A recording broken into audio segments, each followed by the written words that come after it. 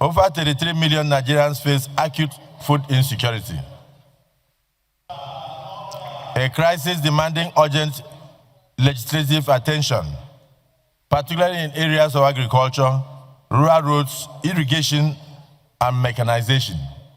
This must be introduced. Hunger cannot be defeated with words. Hunger requires policy direction, diligent budgeting, and willpower to defeat it. Our people do not look to us for lamentations. That is not why they voted us. They look to us for action. The banners of terrorism and banditry still threaten the very countrysides of Nigeria. The cost of living weighs upon the families and all tables in the nation like iron chains. The flickering of our national grid leaves cities in darkness and commerce in paralysis.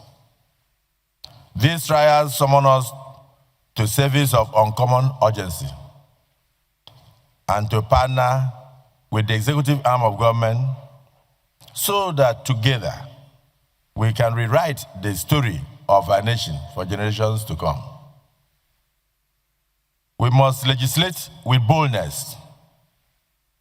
We must press forward with reforms to steady our economy. We must draw investments. We must broaden the tax base as we have done through the tax reforms.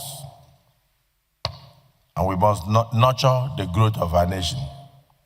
We must strike hard at the enemies of ignorance, disease by strengthening education, healthcare. We must do everything to counsel the misconceptions outside the shores of this country, because Nigeria is greater and Nigeria is more united than they are trying to make the world to believe. We must give the youths of Nigeria not only hope, but opportunities. We must revisit the constitutional amendment, the alterations, to make our federation stronger, our governance more efficient, and our democracy much more inclusive.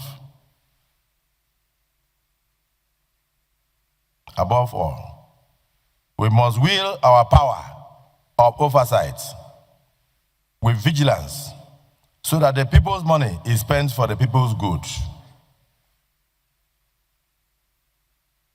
Our relations with the executive shall remain frank, firm, neither obsequious nor obstructive.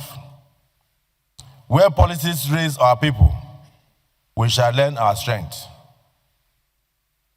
Where policies tend to imperil them, we shall speak out on their behalf. We must continue to uphold the independence of this Senate, the dignity of these chambers, the hallowed chambers, the most prestigious club in the world, the elite club, the Senate, not just of the Federal Republic of Nigeria, but of any nation. Therefore, we must uphold the majesty of our Constitution, which governs us all and all our efforts.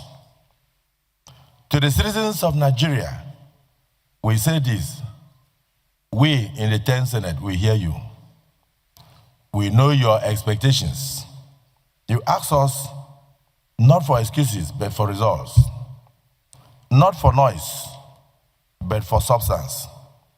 This Senate will continue to remain open, accountable, and responsive. We will not shrink from enforcing discipline, from scrutiny.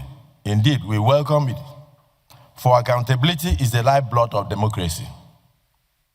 But it must be clearly understood, the foundation of every democracy is its legislature.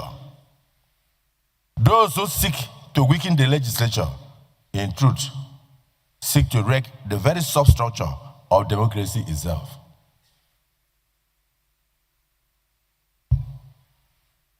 As we stand once more on the threshold of another election, let me say another election season, let us speak plainly to our constituents about the sacred duty of choice. It's important. for them to know that the choice they make is sacred.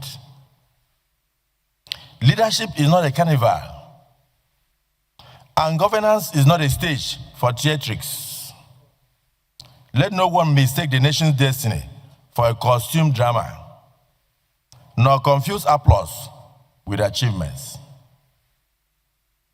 Whether in party primaries or general elections, let us not lay quality upon the altar of spectacle, nor exchange wisdom for noise, nor experience for glitter.